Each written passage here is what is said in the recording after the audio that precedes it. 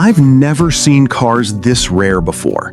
These 7 American machines are so forgotten, most people don't even know they ever existed. Number 1 is the 1963 Chrysler turbine car. The first time I heard this car start, I honestly thought someone had parked a small airplane on the street. It didn't sound like a normal automobile at all. There was no familiar rumble of a V8, no deep growl, no traditional engine noise. Instead, it produced a smooth, high-pitched whistle that sounded almost exactly like a jet aircraft preparing for takeoff. And then I discovered something even crazier.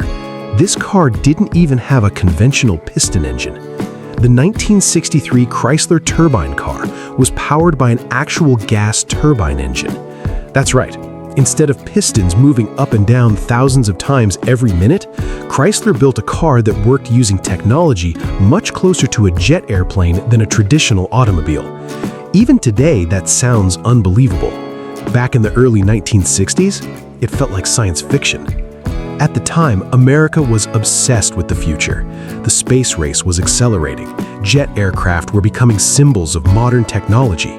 People believed the future would solve every problem with incredible new inventions. Chrysler looked at all of that excitement and asked a bold question. If jet engines can power airplanes, why can't they power cars? Most companies wouldn't even attempt something that ambitious. Chrysler actually built it. And not just one prototype hidden inside a laboratory. They produced a fleet of real turbine cars and handed them to ordinary American families. Imagine walking outside your house in 1963 and seeing your neighbor drive away in what sounded like a miniature jet aircraft. It must have felt like the future had arrived decades early. But the engine wasn't the only unbelievable part. The 1963 Chrysler turbine car could run on an incredible variety of fuels: regular gasoline, diesel, kerosene, jet fuel, heating oil. Some demonstrations even showed it running on tequila. Others claimed perfume could keep the engine running. That almost sounds impossible, but that's one of the remarkable characteristics of turbine engines. Unlike traditional piston engines, they are far less sensitive to the exact type of combustible fuel being burnt. Imagine filling your car with jet fuel, or joking about pouring perfume into the tank. Only Chrysler could create a vehicle that made those conversations sound almost believable. The engineering behind the turbine engine was equally fascinating. Compared with a normal engine, it had far fewer moving parts. No pistons, no connecting rods constantly moving up and down, no complicated valve train. The turbine spun smoothly at incredibly high speeds, producing power in an entirely different way. Chrysler engineers believed this design could eventually become more reliable than traditional engines. Fewer moving parts often means fewer things that can wear out. It also produced remarkably smooth acceleration. Instead of sharp gear changes and vibrating engine noise, the turbine car accelerated with a steady, almost effortless surge. Driving it felt different from anything else on the road. It was quiet in its own unique way, not silent, but smooth. The sound never really growled, it simply whistled louder as the speed increased. People who heard it for the first time often turned around immediately. They knew they were hearing something unusual. Of course, such revolutionary technology also came with serious challenges. Turbine engines generated tremendous heat. Fuel economy wasn't always impressive. Throttle response could feel slower than drivers expected, because the turbine needed time to build speed before delivering full power. Manufacturing costs were enormous. Building thousands of these engines for everyday production simply wasn't practical. And as emissions regulations became stricter later in the decade, making the turbine meet future standards became even more difficult. The dream slowly became harder to justify. Perhaps the saddest part of the story came after Chrysler finished its public testing program. The company built only around 50 turbine cars. Families across America drove them, tested them, and reported their experiences. Engineers collected years of valuable data. Many people expected Chrysler to announce a full production model. Instead, most of the cars were destroyed. Because of legal agreements, production costs, and import tax complications, Chrysler crushed nearly all of them after the testing program ended. Only a handful survived. Think about that for a moment. One of the most revolutionary American cars ever built, almost completely disappeared.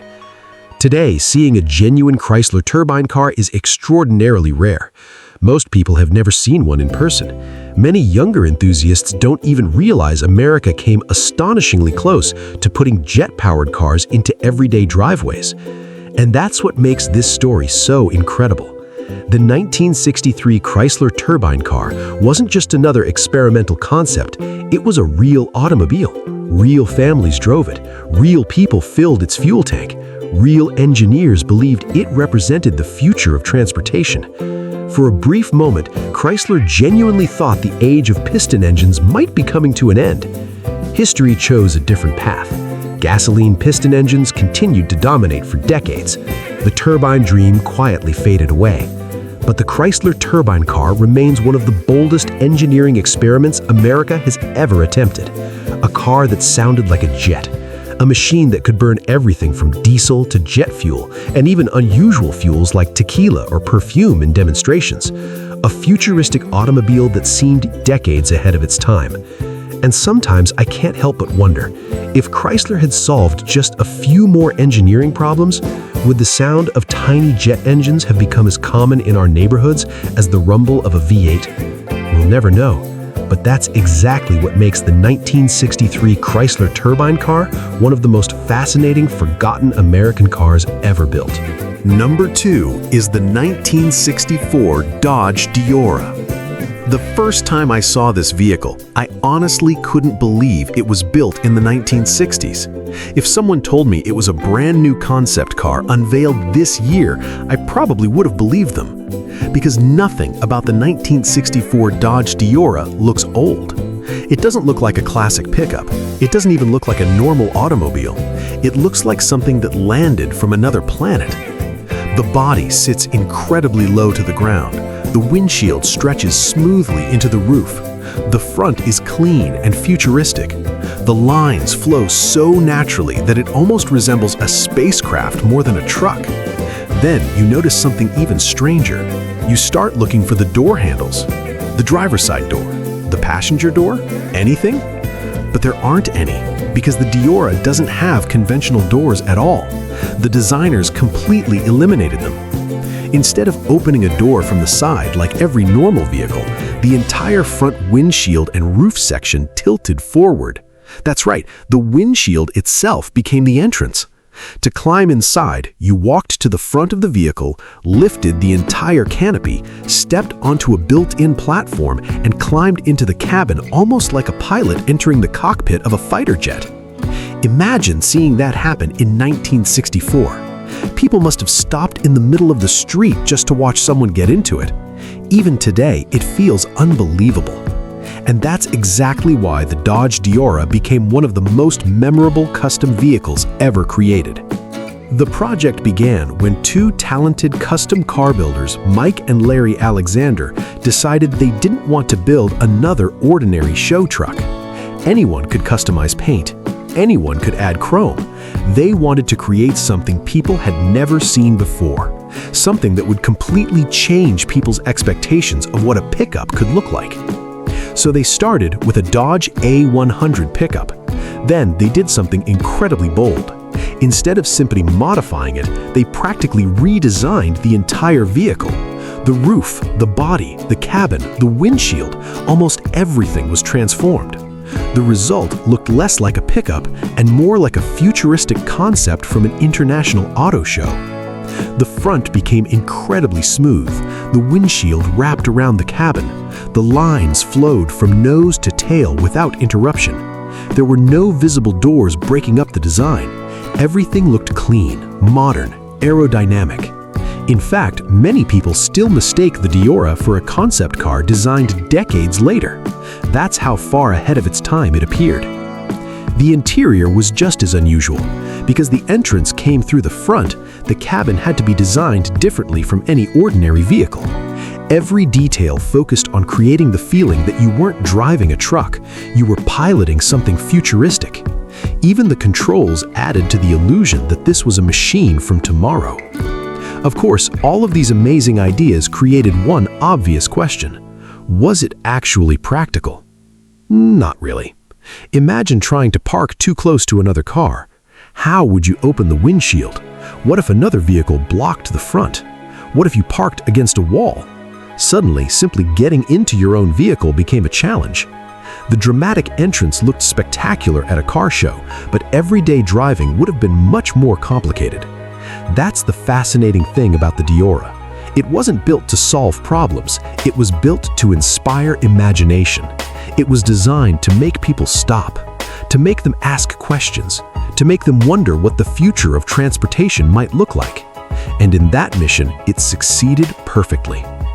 The Deora quickly became one of the biggest stars of the American custom car world. It won prestigious awards, appeared in magazines, inspired model kits, and even became one of the most recognizable vehicles in Hot Wheels history, introducing millions of children to its incredible design. Its influence stretched far beyond the original vehicle. Generations of designers admired it, custom builders studied it, car enthusiasts still talk about it more than 60 years later. And honestly, that's not surprising, because even by today's standards, the Dodge Deora still looks futuristic. Many modern concept cars use smooth body lines, hidden entrances, wraparound glass, and minimalist styling. The Deora experimented with many of those ideas decades before they became fashionable. It proved that imagination has no expiration date. Today, the 1964 Dodge Deora remains one of the most iconic custom vehicles ever built in America. Not because it was the fastest, not because it was the most practical, but because it dared to ignore every rule everyone else accepted. No front doors, no traditional entrance, no ordinary styling, just one breathtaking idea after another. A pickup that opened like a spaceship, a truck that looked decades ahead of its time, and a design so futuristic that even today, people still ask the exact same question. Wait, are you telling me this was built in 1964? Number 3 is the 1965 Manta XP5. The first time I saw this car, I honestly thought it had to be a movie prop, not a Chevrolet, not even a concept car from the 1960s.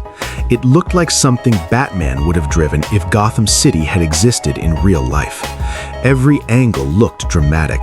The body sat impossibly low to the ground. The sweeping curves flowed from nose to tail like a living creature. The hidden headlights seemed to disappear completely into the bodywork until they were needed. Even standing still, the car looked fast, it looked dangerous, it looked futuristic. And the most unbelievable part? This incredible machine was designed more than half a century ago. The 1965 Manta XP5 was one of General Motors' most boldest and most imaginative concept cars, a machine created not because it was ready for production, but because designers wanted to show the world what the future might look like. During the 1960s, GM was constantly experimenting with radical ideas. The space race was inspiring engineers. Jet aircraft were changing the way designers thought about speed. America believed the future would be filled with incredible machines. Automobile designers wanted their cars to reflect that excitement. The Manta became one of the purest examples of that vision. The name itself wasn't chosen by accident. Look at the car from above and you'll immediately understand why. Its smooth, flowing body resembles a manta ray gliding through the ocean. There are almost no harsh edges. Everything is sculpted. Everything flows naturally. Instead of looking mechanical, the car almost feels alive. It looks less like it was built and more like it was grown. The front end was especially unforgettable. The nose stretched low across the pavement. The hidden headlights disappeared into the bodywork, creating a clean, uninterrupted shape. When they were closed, you could barely tell where the lights were located. It gave the entire front of the car a mysterious appearance, like the car was hiding something. The windshield wrapped smoothly into the roof. The cockpit looked compact and purposeful. Every inch of the design was focused on one thing, looking like tomorrow. And honestly, it still does. Even today, people who see the Manta Ray for the first time often assume it's a modern concept. Very few believe it was designed in 1965. That's how far ahead of its time it appeared. But the Manta Ray wasn't just about beautiful styling. GM used concept cars like this to test ideas that might eventually appear on production vehicles. Designers experimented with aerodynamics, lighting, body construction, driver visibility, future technologies. Some ideas were practical, others were simply exercises in imagination. The Manta Ray allowed engineers and designers to dream without worrying about production costs or manufacturing limitations. That freedom created one of the most striking American concept cars ever built. Of course, building a concept and building a production car are two different challenges. The dramatic body lines looked incredible, but manufacturing them in large numbers would have been extremely expensive. Many of the futuristic details simply weren't practical for everyday drivers. Visibility was limited, ground clearance was minimal. The exotic styling demanded constant attention. It wasn't designed to carry groceries. It wasn't meant for family road trips. It existed to inspire, to make people believe that the future of the automobile could be extraordinary, and it certainly achieved that goal. Everywhere the Manta Ray appeared, it attracted crowds. People gathered around it in disbelief. Some admired it, others couldn't understand it. Many simply stood there trying to figure out whether they were looking at a real automobile or something from a science fiction film. The car blurred the line between transportation and art. It wasn't trying to solve practical problems. It was trying to make people dream. That's exactly why GM invested so heavily in concept cars during this era. They weren't only designing next year's models, they were designing possibilities. Some ideas eventually influenced future Corvettes and other GM performance cars. Others remained unique one-off experiments. The Manta Ray belonged somewhere in between. It never entered mass production, but its bold styling helped shape the direction of American performance car design for years to come. Today, the 1965 Manta Ray XP5 remains one of the most spectacular forgotten concepts ever created by General Motors. It represents a time when designers weren't afraid to ignore convention, when imagination mattered more than practicality, when concept cars weren't simply updates to existing models, they were visions of an entirely different future. The Manta Ray wasn't just another Chevrolet. It was a rolling sculpture, a futuristic experiment, a machine that looked like it escaped from a superhero movie decades before superhero movies dominated the box office. Its hidden lights, its dramatic curves, its breathtaking proportions, everything about it still feels unbelievable. And perhaps that's why the 1965 Manta Ray XP5 continues to amaze people today. Because even after more than 60 years, it still doesn't look like it belongs in the past. It still looks like a car waiting for the future to catch up. Number 4 is the 1964 Ford Aurora. The first time you see this car, your first thought is probably, is this really a Ford from the 1960s? Or did someone accidentally bring a spaceship back from the future? Because the 1964 Ford Aurora looked unlike almost anything else on the road. It didn't have the aggressive styling of a muscle car.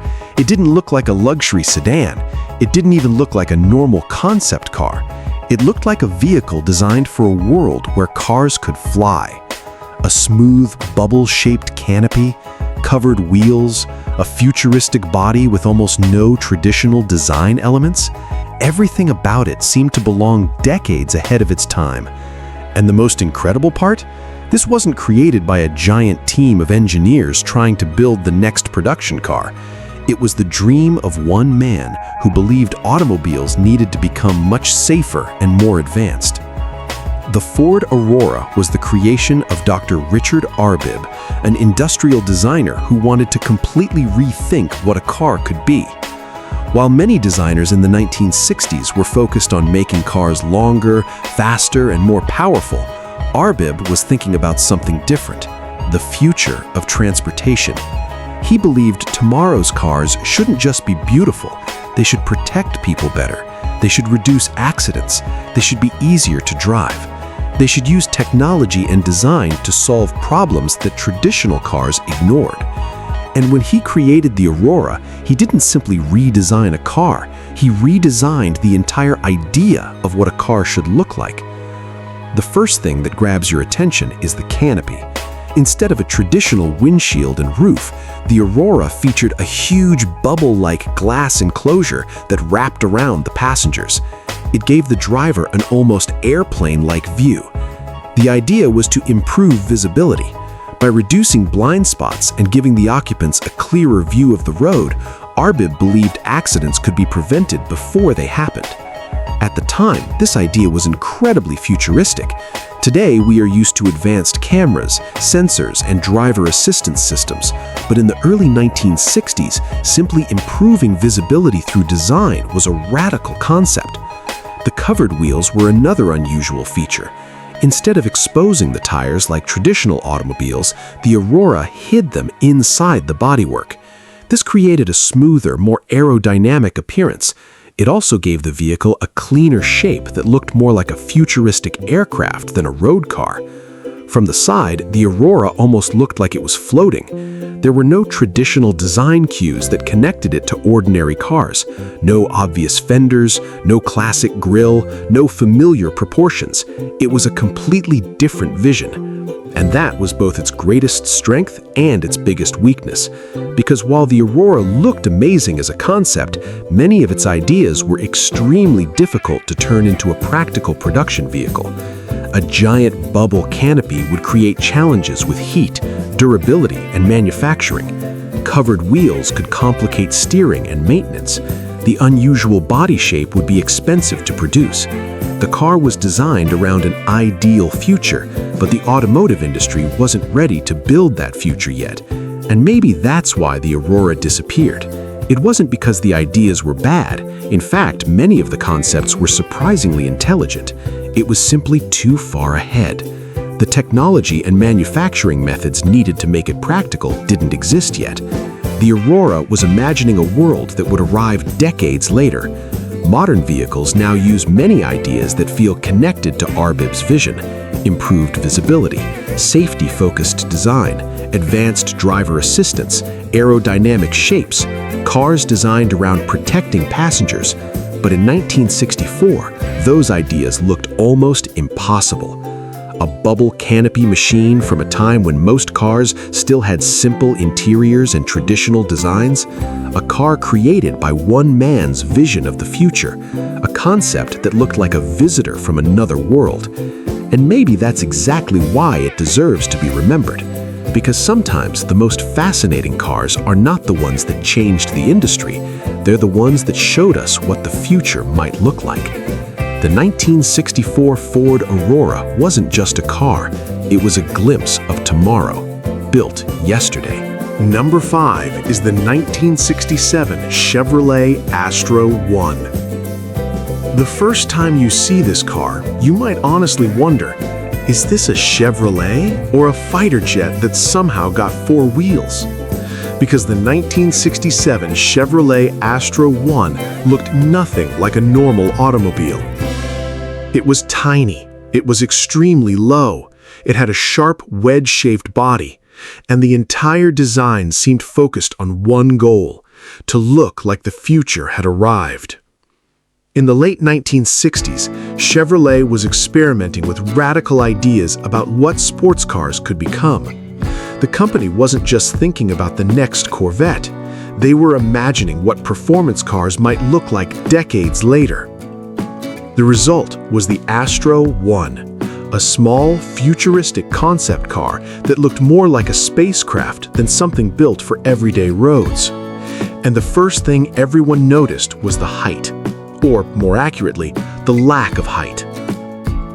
The Astro 1 sat unbelievably close to the ground. It was so low that it almost looked impossible to drive on normal streets. Compared with a regular Chevrolet of the era, it seemed like it belonged in a completely different universe. The body was shaped like a wedge, sharp, smooth, aerodynamic. The front end was incredibly low, while the rear rose slightly to create a dramatic, futuristic profile. At a time when many American cars were becoming bigger, longer, and more powerful, Chevrolet created something completely different. Small, light, minimal, almost like a racing machine from the future. But the most unforgettable feature wasn't the shape, it was the way you entered the car. Because the Astro 1 didn't have normal doors. Instead, the entire canopy lifted upward, just like a fighter jet cockpit. Imagine walking up to the Chevrolet at a car show in 1967. You don't reach for a door handle, there isn't one. Instead, the entire roof and windshield section rises and you climb inside from the front. It wasn't just entering a car, it was entering a machine. The driver position felt more like a pilot's seat than a traditional automobile cockpit. The low seating position, the enclosed canopy, the futuristic controls, everything was designed to create an experience unlike anything else on the road. Chevrolet wanted people to imagine a future where cars were not simply transportation, they were personal machines, almost like aircraft for the highway. And honestly, the Astro 1 achieved that feeling perfectly. From the outside, it looked like a vehicle from a science fiction movie. From the inside, it felt like something created for a different century. But as amazing as the design was, the Astro 1 was never intended to become a production car. It was a rolling experiment, a chance for Chevrolet designers and engineers to explore new ideas without worrying about whether regular customers could actually use them every day. And that's important, because many of its features would have created major problems in real-world driving. The extremely low body would make normal roads difficult. Speed bumps would become a serious challenge. Visibility would be limited. The unusual canopy entrance would not be practical in crowded parking lots. Imagine parking next to another vehicle and trying to lift the entire roof open. Suddenly, the futuristic design becomes a little less convenient. But practicality was never the main purpose. The Astro 1 existed to inspire. It was designed to make people stop and think, what will cars of the future look like? And in that mission, it succeeded. In the 1960s, concept cars were like dreams on wheels. Manufacturers used them to show imagination, to create excitement, to attract attention. The Astro 1 was one of Chevrolet's strongest examples of that philosophy. It combined aerospace inspiration with automotive design. It blurred the line between a sports car and a spacecraft. It showed what could happen when designers were allowed to ignore traditional rules. Today, the 1967 Chevrolet Astro 1 remains one of the most unusual Chevrolet concepts ever created. Most people have never heard of it. It never became a production model. It never filled dealership showrooms. It never became a famous performance icon. But that almost makes it more interesting, because unlike ordinary cars, the Astro 1 was built to follow the market. It was built to challenge imagination. A tiny wedge-shaped machine, a cockpit instead of a cabin, a canopy instead of doors, a Chevrolet that looked like it belonged on a runway rather than a highway. The 1967 Chevrolet Astro 1 wasn't just a concept car. It was Chevrolet asking a wild question. What if the car of tomorrow doesn't look anything like the car of today? And for a brief moment, they built the answer.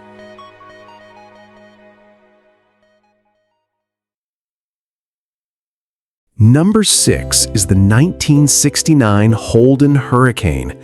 The first time you see this car, the biggest mystery isn't what it is. The biggest mystery is how something this futuristic was created in 1969. Because honestly, the Holden Hurricane looks like it escaped from a science fiction movie and somehow ended up at a classic car show. It doesn't look like a vehicle from the 1960s. It looks like a machine designed for the year 2050. A super low body, a fighter jet style cockpit, a giant glass canopy instead of normal doors, and inside, technology that sounds impossible for its time. This was not just a fancy concept car created to look cool. The Holden Hurricane was a serious experiment, a rolling laboratory built by Holden, the Australian branch of General Motors, to explore what the future of automobiles could become.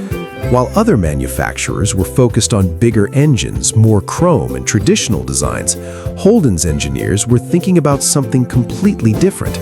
They were asking, what will cars look like when technology becomes part of the driving experience? And the answer was the Hurricane, a machine that was decades ahead of its era. The first thing that immediately grabs your attention is the design.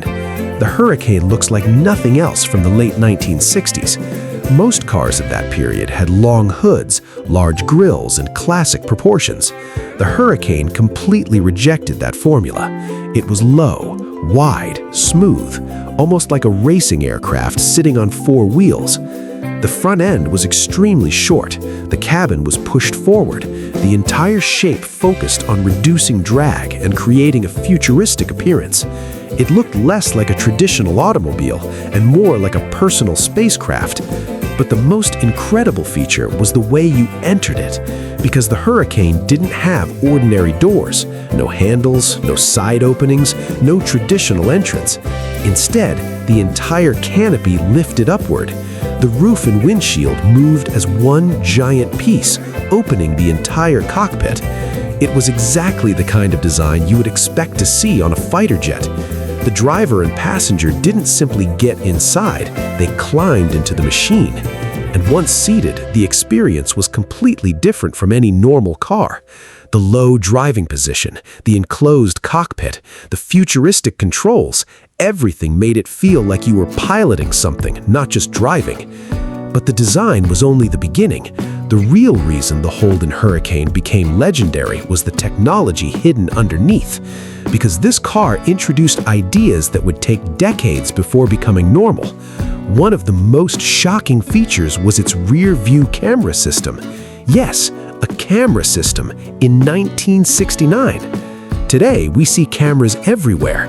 Modern cars have backup cameras, surround view systems, parking sensors, and digital displays. But in the 1960s, almost every vehicle depended on simple mirrors. Holden engineers imagined a future where electronics could replace traditional mechanical solutions. Instead of looking into mirrors, the driver could use cameras and screens to see what was happening behind the car.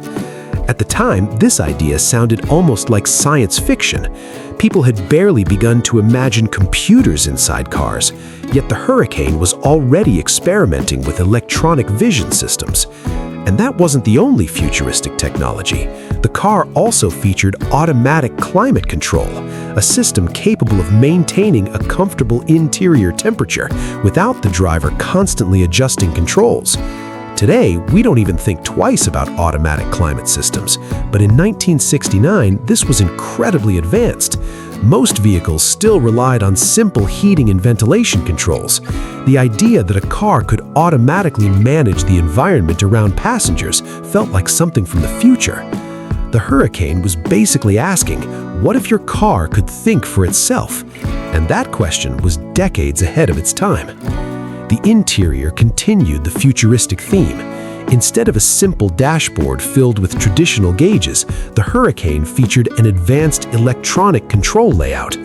The driver was surrounded by technology. The focus wasn't just on speed, it was on creating an intelligent driving experience.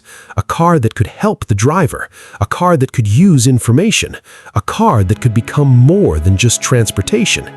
This was a completely different vision from the muscle car era.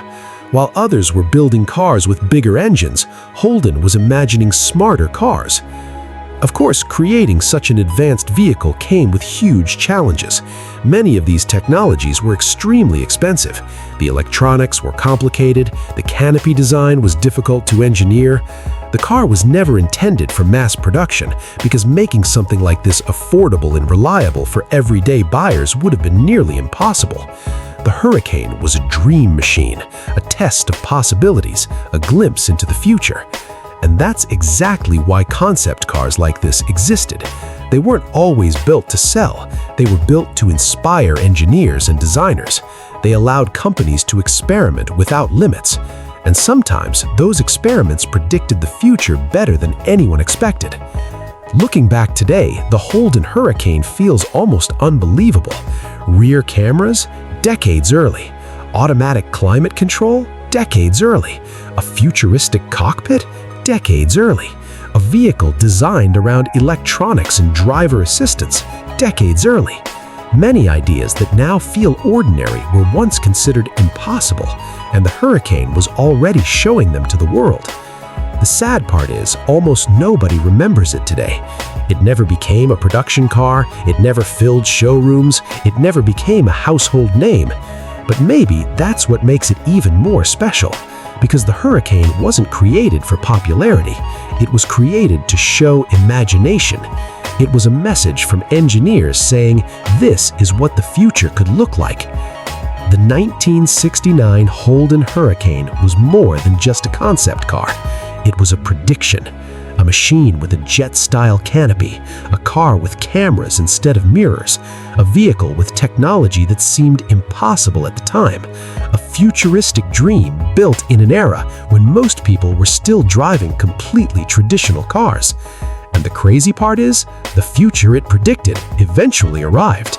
It just took the rest of the world several decades to catch up. Number 7 is the 1961 Scimitar XP5. The first time you see this car, you immediately ask yourself, how have I never heard of this before? Because the 1961 Scimitar XP5 looks like it should be one of the most famous concept cars ever created.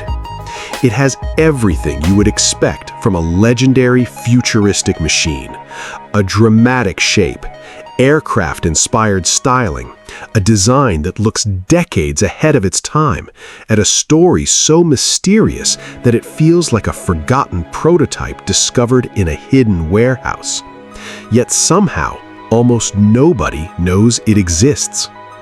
The Scimitar XP5 is one of those rare vehicles that feels less like a forgotten car and more like a missing piece of automotive history.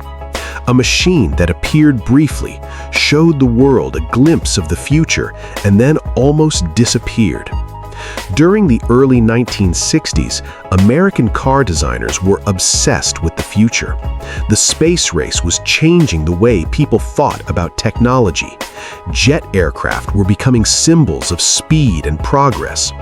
Everything from buildings to appliances started adopting futuristic shapes. And naturally, automobile designers wanted cars to reflect that excitement. The Scimitar XP5 was born from that same idea. What would the car of tomorrow look like? And instead of creating another ordinary sports car, its designers looked toward the sky. You can see the influence immediately. The body has the feeling of an aircraft. The proportions are dramatic. The shape is smooth and aerodynamic. Every line seems designed to suggest movement even when the car is standing still. It doesn't look like it belongs on a highway, it looks like it belongs on a runway. The front end is low and aggressive. The cabin sits deep into the body. The overall shape creates the impression of speed and motion. It feels like someone took inspiration from a fighter aircraft and transformed it into a road machine. And remember, this was 1961. Many of these styling ideas wouldn't become common until years later. At a time when most production cars still had large chrome grills, traditional bodies, and familiar shapes, the Scimitar XP5 looked like a visitor from another era. It wasn't simply trying to be beautiful, it was trying to imagine what transportation might become. The XP5 was also special because it was never designed to become an ordinary production vehicle. It was a one-off experiment, a chance for designers to explore ideas without worrying about dealerships, manufacturing costs, or whether every customer would understand it. That freedom allowed them to create something completely different. Concept cars from this era were like dreams on wheels. They represented possibilities. They allowed designers to ask, what if we ignored everything people already know? And the Scimitar XP5 was exactly that kind of experiment. But because it was only a single prototype, it never became widely known. There were no thousands of examples on the road, no advertisements everywhere, no long production history. It simply existed as one incredible idea.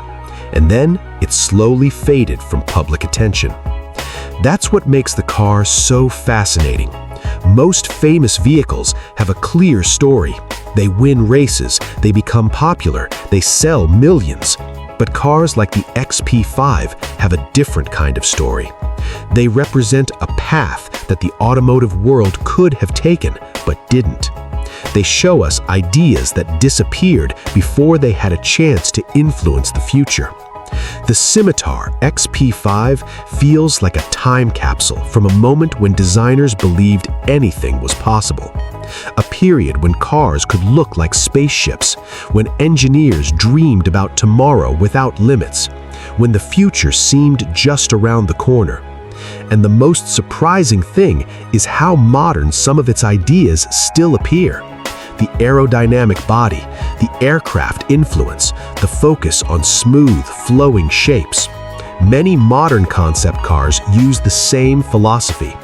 Designers today still chase the same feeling, a machine that looks like it is moving even when it is standing still. The XP5 achieved that more than 60 years ago. Of course, a design this extreme was never easy to turn into reality. A one-off concept is very different from a production vehicle. Manufacturing such a unique body would have been expensive. The unusual proportions would have created practical challenges.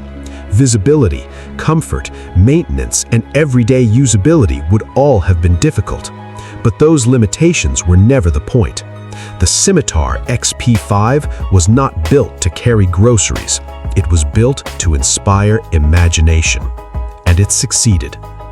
Today, the 1961 Scimitar XP5 remains one of the most mysterious and forgotten American concept cars. A machine that almost disappeared from history. A prototype that feels like it was hidden away for decades. A vehicle that proves the past was sometimes much more futuristic than people realize. It had the styling of an aircraft, the attitude of a spaceship, and the ambition of a machine from tomorrow. The Scimitar XP5 wasn't just an old concept car, it was a lost chapter of automotive imagination. A secret from the past that reminds us of one incredible truth. Sometimes the most amazing cars are not the ones everyone remembers. They're the ones almost everyone forgot.